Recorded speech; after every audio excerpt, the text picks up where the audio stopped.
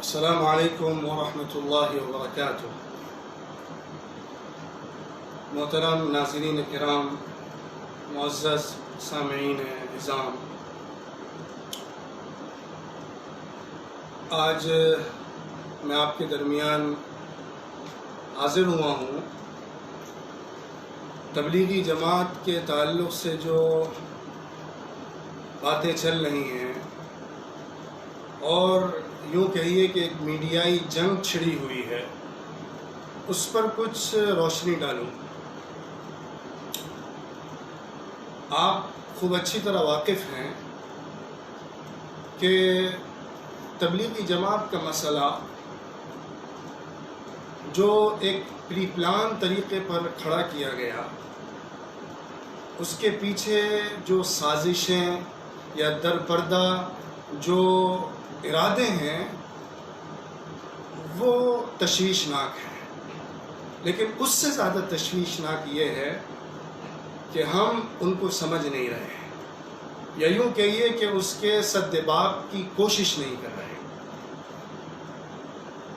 مسئلہ تبلیغی جماعت کا ہو، کسی اور تنظیم کا ہو، کسی اور دینی جماعت کا ہو، مسئلہ ایک تنظیم، ایک جماعت، ایک فرد کا نہیں ہوتا، مسئلہ امت کا ہوتا ہے، امت سے بڑھ کر انسانیت کا ہوتا ہے۔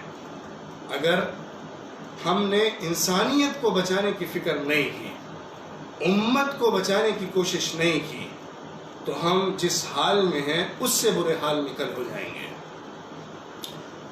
گزشتہ مہینے آخری تاریخ میں جو ایک ڈرامہ چلایا گیا، یہ ایک واقعے سے زیادہ ایک ڈرامہ ہے، ایک ڈرامائی شکل میں جو ایک پلے کیا گیا ہے، گیم کو، ایک ڈرامہ کو، وہ اس ملک کی تاریخ میں بہت برے حروف سے لکھے جانے کے لائق ہے۔ تبلیغی جماعت جس کی ایک پرانی عظیم تابناک تاریخ ہے، 1927 سے لے کر حضرت مولانا الیاس صاحب رحمۃ اللہ علیہ کے ذریعے میوات میں اس تحریک کے آغاز کے بعد سے لے کر آج تک کروڑ انسان اس سے مستفید ہوئے اور اس سے خوب خیر اٹھایا اور اس کے ذریعے سے ان کی زندگیاں راہ راست پر آئیں۔ اس تحریک نے اپنا ایک موضوع بنایا، افراد کو سامنے رکھا اور ایک تنظیمی شکل میں اس کو آگے بڑھاتے ہوئے عظیم الشان کامیابی حاصل کی۔ اس کی تاریخ بڑی عظیم بھی ہے اور بڑی حیرت انگیز بھی ہے۔ دنیا کے بیشتر ممالک میں اس کے اثرات پہنچے، لوگوں کی زندگیاں بدلیں، جو برائیوں کے گھٹاٹوپ اندھیروں میں پھنسے ہوئے تھے، ان کو نور حق کی روشنی اس تحریک کے ذریعے سے ملی۔ کتنے لوگ ہدایت کے راستے پر آئے، جواری کبابی اور شراب و کباب میں بدمست لوگ کس طرح اس تحریک کے ذریعے سے، اس کی کوششوں کے ذریعے سے راہ خیر پر گامزن ہوئے۔ یہ ایک ایسی کھلی حقیقت ہے جس کا منکر بھی انکار نہیں کر سکتا ہے، لیکن اس کو بھی نشانہ بنایا گیا، اس کو بھی ٹارگٹ کیا گیا اور اپنی دوسری کمیوں کو چھپانے کے لیے اس کو سامنے لایا گیا۔ یہ ایک بڑی خطرناک حقیقت ہے جس کو سمجھنا چاہیے کہ جب ایشوز حکومتوں کو پریشان کرتے ہیں، مین ایشوز، تو وہ ملک کی نظر نان ایشوز میں لگا دیتے ہیں۔ یہ ڈائیورژن کا جو عمل ہے، ایشوز سے نان ایشوز میں پھنسانے کا، یہ شیطانی اور دجالی کام ہے جو پوری دنیا میں کیا جا رہا ہے، ہمارے ملک میں بھی چل رہا ہے، اور اس واقعے میں بطور خاص ہم کو دیکھنے کو ملا۔ کیا جو لوگ آنند وہار میں جمع ہوئے تھے، کیا وہ لوگ جو مختلف تقریبات میں شامل ہو رہے تھے، کیا وہ لوگ جو بڑے بڑے فنکشن کر کے سیاسی لوگوں کو جمع کر رہے تھے، کیا ان کی وہ کمیاں جو سامنے آ رہی تھیں اس پر پردہ ڈالنے کے لیے ایک ایسے ایشو کو نہیں گرمایا گیا جو کمیونلائز کر کے، ہندو مسلم کر کے، مذہبی بنیاد پر تفریق کر کے سیاسی روٹیاں سیکنے والوں کو ایک موقع دے دے؟ یہ ایک کھلی حقیقت ہے جس کا انکار نہیں ہو سکتا ہے۔ میں آج بات خاص طور پہ میڈیا کے تناظر میں کرنا چاہتا ہوں۔ یاد رکھیے، آج تبلیغی جماعت ہے، کل جماعت اسلامی تھی، اور آئندہ آنے والے کل کوئی اور تنظیم ہو سکتی ہے، خدا نخواستہ۔ مسئلہ ان تنظیموں کا انفرادی طور پر نہیں ہے، یہ مسئلہ ملت کا ہے، امت کا ہے، اور اس سے آگے بڑھ کر میں کہتا ہوں ملک کا ہے، انسانیت کا ہے۔ اس لیے اس تناظر میں اس کو سوچنا، سمجھنا، غور کرنا، اس کے حل کی طرف قدم بڑھانا ضروری ہے۔ میڈیا آج کی سب سے بڑی طاقت ہے۔ اس طاقت کا انکار کرنے والا یا تو جاہل احمق ہو سکتا ہے یا انتہائی درجے کا عناد اور کج فہمی کا شکار ہو سکتا ہے۔ میڈیا ایک طاقت ہے، میڈیا ایک ہتھیار ہے، اور آج اسلحوں سے زیادہ میڈیائی ہتھیار سے جنگیں ہو رہی ہیں۔ میڈیا ماحول بناتا ہے، میڈیا ایک سیناریو سیٹ کر کے لوگوں کو اس کے اندر ایسا الجھا دیتا ہے کہ اس کے بعد جو کارروائیاں کی جاتی ہیں وہ اسی پس منظر یا اسی تناظر میں سمجھی جاتی ہیں جو میڈیا نے مائنڈ سیٹ تیار کر دیا ہوتا ہے۔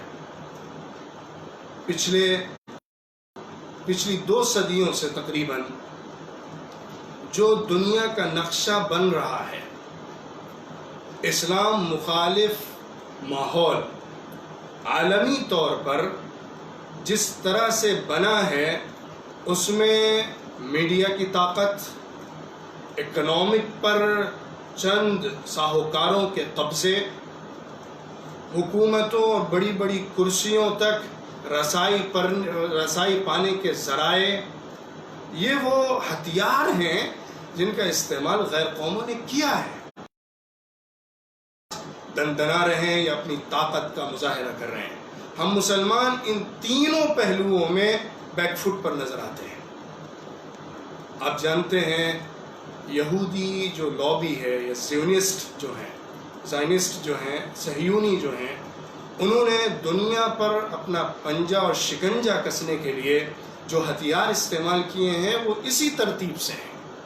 میڈیا کی طاقت آئی بعد میں، اکنامک کے راستے سے انہوں نے قدم بڑھائے، میڈیا اور بینک سسٹم کے ذریعے سے لوگوں کے گھروں میں قبضے جمائے، لوگوں کے اندر گھسے، اور پھر حکومتوں اور کرسیوں تک اثر و نفوذ پیدا کرنے والے جو وسائل اور ذرائع ہیں ان تک قدرت اور قابو پایا۔ پھر اس کے بعد انہوں نے شطرنج کے مہروں کی طرح دنیا کو استعمال کیا۔ یہ میڈیا کی طاقت ہے جو کایا پلٹ دیتی ہے، نظریات بدل دیتی ہے، سوچ تبدیل کر دیتی ہے، ماحول کو دوسرے رخ پر لے جاتی ہے۔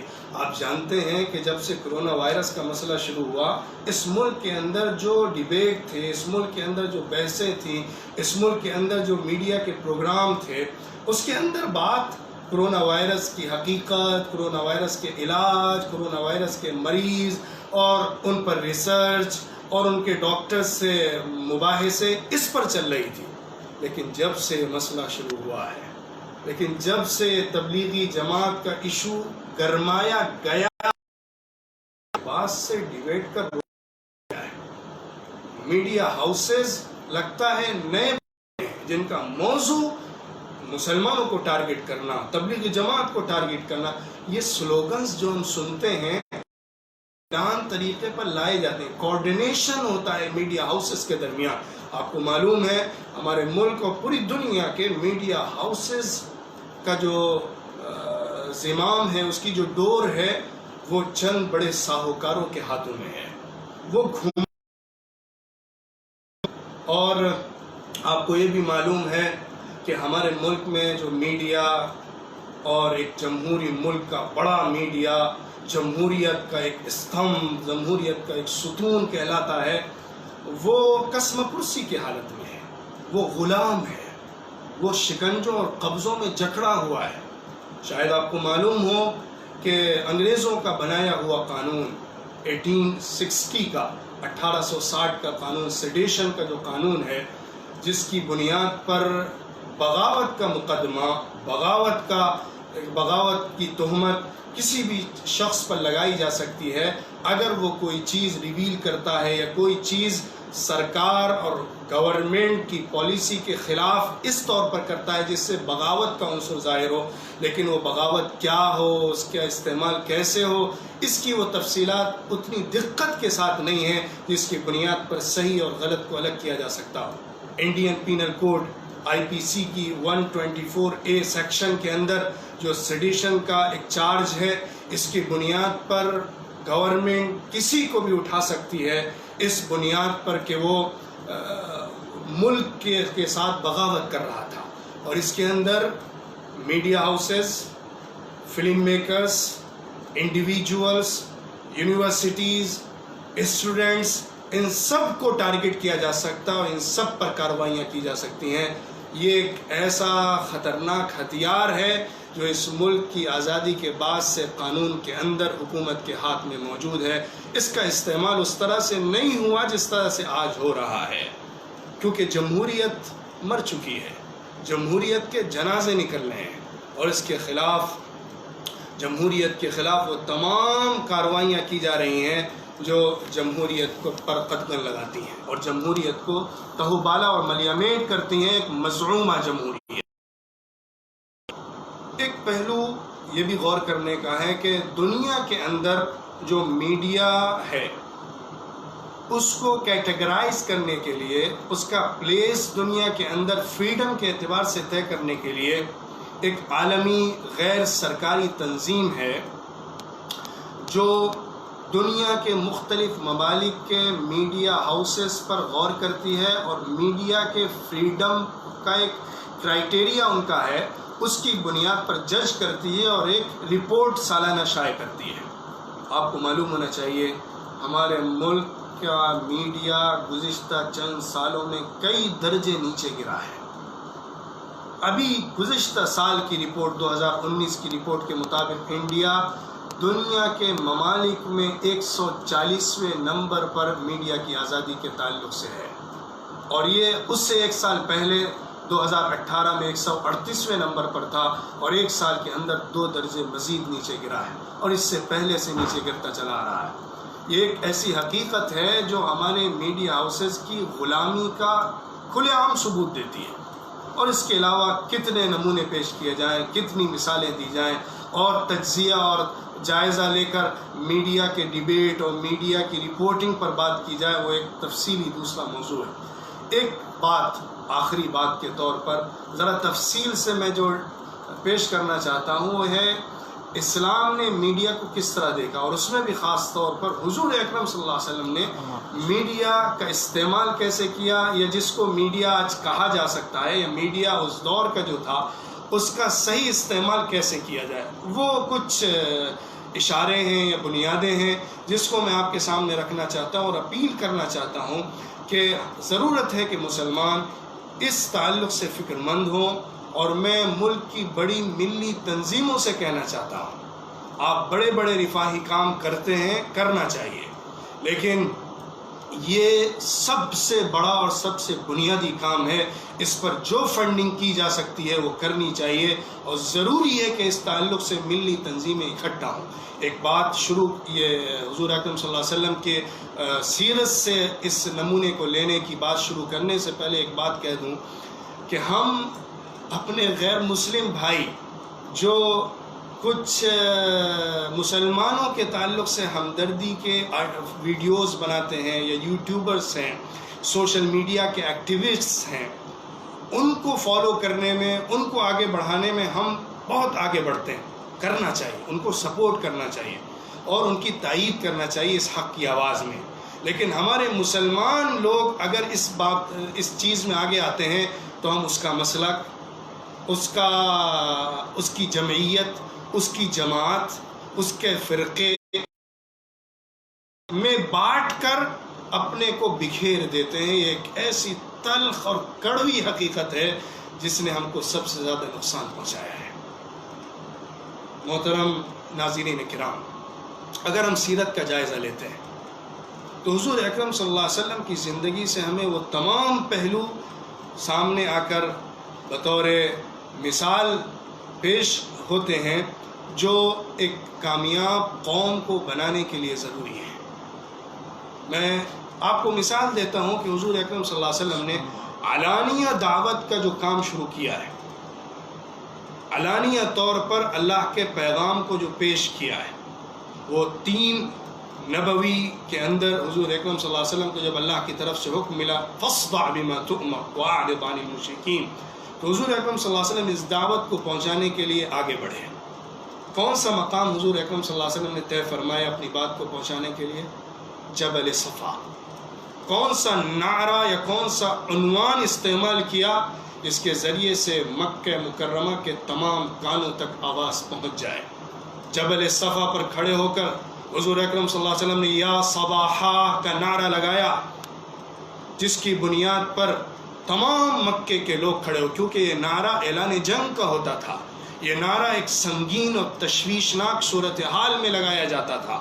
حضور اکرم صلی اللہ علیہ وسلم نے آواز لگائی یا بنی عدی، یا بنی عبد المطلب، یا بنی فلان، یا بنی فلان.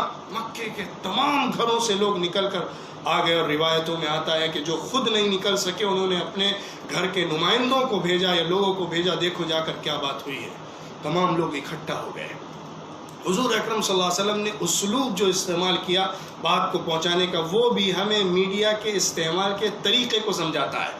انا النذیر العریان، انا نذیر لکم بین یدی عذاب شدید.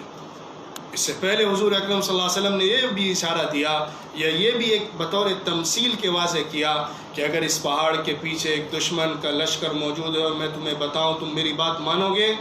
تو تمام لوگوں نے کہا آپ صادق ہیں، آپ امین ہیں، ہم آپ کی بات مانیں گے. اس کے بعد حضور اکرم صلی اللہ علیہ وسلم نے بڑی تفصیل سے اپنا پیغام سنایا کہ میں تمہیں حق کی بنیاد پر اور بالکل واضح اور کھلے بندوں آگاہ کرنا چاہتا ہوں کہ غیر دکھنے والی کچھ حقیقتیں ہیں جن کو میں تمہارے سامنے رکھنا ہوں بطور امانت کے، اور پوری وضاحت کے ساتھ اس کو مانو. یہ آواز تھی جس نے کوہرام مچا دیا، اس نے دلوں کو مسخر کر دیا. اس کے بعد جب لوگوں نے یہ آواز سن لی، پیغام پورے طور پر پہنچ گیا، لوگ بکھرنا شروع ہوئے، تو ابو لہب نے جو اینٹی اسلام، اینٹی محمد میڈیا ہاؤس تھا یا میڈیا اینکر تھا، اس نے بھی فوراً آواز لگائی تبا لک سائر الیوم لہذا جمعتنا. حضور صلی اللہ علیہ وسلم کے گھر کا تھا. اینٹی محمد، اینٹی مسلم ایک آواز تھی جو وہیں سے اسی میدان سے اٹھی. لیکن یہیں پر یہ بات سمجھنے کی ہے کہ حضور اکرم صلی اللہ علیہ وسلم نے وہاں پر اس سے ڈیبیٹ شروع نہیں کی، اس سے بحث و مباحثہ شروع نہیں کیا، تاکہ مین ایشو سے نان ایشوز میں بات ڈائیورٹ نہ ہو جائے. چھوٹی چھوٹی بحثوں کے اندر ہمارا اصل پیغام الجھ کر نہ رہ جائے. بات پہنچ گئی ہے، اب دوسرا موقع ہے کہ کٹ حجتی کی جائے یا جواب دیا جائے. پھر اس کے بعد جواب اللہ نے دیا بلیغ ترین آواز میں، تبت یدا ابی لہب. یہ آواز تھی جس نے پورے مکے میں گونج گئی. اس کے بعد آپ جانتے ہیں کہ حضور اکرم صلی اللہ علیہ وسلم نے اپنے پیغام کو پہنچانے کے لیے، حق کی آواز کو پہنچانے کے لیے ان تمام مقامات کا استعمال کیا جس کو ہم کہہ سکتے ہیں کہ میڈیا پلیس تھا. جو بات ماس کمیونیکیشن کا ایک مقام تھا جس کے ذریعے سے تمام لوگوں تک بات پہنچ سکتی ہے. حج کے موقع پر جب لوگ آتے تھے، حضور اکرم صلی اللہ علیہ وسلم انتخاب کر کے، چھان بین کر کے، چن کے ان جگہوں کو طے کرتے تھے جہاں سے بڑی تعداد میں لوگوں تک پہنچا جا سکے. یہاں تک کہ جو انٹرنیشنل مارکیٹ لگتا تھا، انٹرنیشنل جو ایک میلہ ہوتا تھا، اس کے اندر بھی حضور اکرم صلی اللہ علیہ وسلم تشریف لے جاتے تھے. ایک صحابی ہیں حضرت ربیعہ رضی اللہ عنہ نقل کرتے ہیں کہ ایک مرتبہ حضور اکرم صلی اللہ علیہ وسلم، مجھے یاد ہے، ذی المجاز کے بازار میں تشریف لائے تھے جو حج کے دنوں میں لگتا تھا. آپ صلی اللہ علیہ وسلم تشریف لائے جس میں پورے عرب کے لوگ جمع ہوتے تھے، شام سے لے کر یمن تک اور درمیان کے تمام علاقوں کے لوگ. وہاں پر حضور صلی اللہ علیہ وسلم تشریف لائے اور حضور صلی اللہ علیہ وسلم گردش لگا رہے تھے. اسی میں حضور صلی اللہ علیہ وسلم نے لوگوں کو جمع کرنا شروع کیا اور بات کرنی شروع کی. اے لوگوں قولوا لا الہ الا اللہ تفلحوا. لوگ متوجہ ہونے شروع ہوئے, کون سے کلمے کی بات کر رہا ہے, یا کون سی بات پیش کر رہا ہے. لوگ جمع ہونے لگے. دوسری طرف اسی موقع پر ایک دوسرا اینٹی اسلام, اینٹی مسلم میڈیا ہاؤس بھی کام کر رہا تھا. وہ آواز لگاتا تھا انہو صابع, یہ بددین ہو گیا ہے, انہو ساحر, یہ جادوگر ہے. ایک خطرناک پروپیگنڈا تھا جو حضور اکرم صلی اللہ علیہ وسلم کے خلاف پورے مکہ مکرمہ میں اینٹی اسلام, اینٹی محمد میڈیا چلا رہا تھا, جس کا لیڈر ابو لہب اور ابو جہل تھا. لیکن حضور اکرم صلی اللہ علیہ وسلم نے بھی اسی میدان کو استعمال کیا جس میدان کو دشمن استعمال کر رہا تھا اپنی بات کو پہنچانے کے لیے. حج کے موقع پر جب لوگ آتے تھے تو اتنا ان کو فیڈ کیا جاتا تھا کہ یہ جادوگر ہے, اس سے بچ کر رہنا, اس کی بات نہ سننا. تو حضور اکرم صلی اللہ علیہ وسلم اسی موقع پر حج میں جب لوگ مکے کے حرم کے اندر کعبے کے ارد گرد طواف کرتے ہوئے جمع ہوتے تھے, آپ تشریف لاتے تھے اور بلند آواز سے قرآن کی تلاوت کرتے ہوئے نماز ادا کرتے تھے. اسی موقع پر طفیل ابن عامر الدوسی نے حضور صلی اللہ علیہ وسلم کی بات کو سنا تھا, جو کانوں میں روئیاں ڈال کر آیا تھا. اینٹی اسلامک میڈیا سے متاثر ہو کر یہاں تک کہ اس کو صحیح جگہ سے اسلام کا صحیح پیغام ملا تو وہ متاثر ہوا. کتنی مثالیں دی جائیں. مدینہ منورہ میں حضور اکرم صلی اللہ علیہ وسلم کے اسپوک پرسن تھے. حضور اکرم صلی اللہ علیہ وسلم کے ایک اسپوک پرسن حضرت ثابت ابن قیس ابن شماس رضی اللہ عنہ تھے, جو خطابت کے میڈیا پلیس سے حضور اکرم صلی اللہ علیہ وسلم کی دعوت کی حجت تمام کرتے تھے. دوسری طرف شاعری کا ایک میڈیا تھا. یہ دو بہت بڑے میدان تھے, یا کہیے میڈیا کے دو ستون تھے جن کے ذریعے سے بات لوگوں تک منتقل کی جاتی تھی. ایک خطابت کا جوہر اور دوسرا شعر و شاعری کا جوہر. آپ جانتے ہیں عرب کی تاریخ کے اندر ایک ایک شعر قوموں کی تاریخ بدل دیتا تھا, ذلیل قوموں کو عزیز کر دیتا تھا اور عزت والی قوموں کو ذلیل کر دیتا تھا. جب غالباً بنو تمیم کا وفد آیا تھا مدینہ منورہ میں, اور انہوں نے حضور صلی اللہ علیہ وسلم سے کہا تھا کہ ہم آپ سے ایک ڈیبیٹ کرنا چاہتے ہیں, ایک مسابقہ اور ایک مقابلہ رکھنا چاہتے ہیں. ہمارا ایک خطیب ہے وہ خطبہ دے گا, ایک شاعر ہے وہ شعر کہے گا, اور آپ بھی لائیے ہم دیکھیں گے کون زیادہ جوہر والا ہے. تو انہوں نے اپنے لوگوں کو پیش کیا. حضور صلی اللہ علیہ وسلم نے خطبے کے جواب میں حضرت ثابت کو کھڑا کیا کہ خطبہ دو, اور اس کے بعد ان کے شعر کے جواب میں حضرت حسان ابن ثابت رضی اللہ عنہ کو کھڑا کیا کہ جواب دو.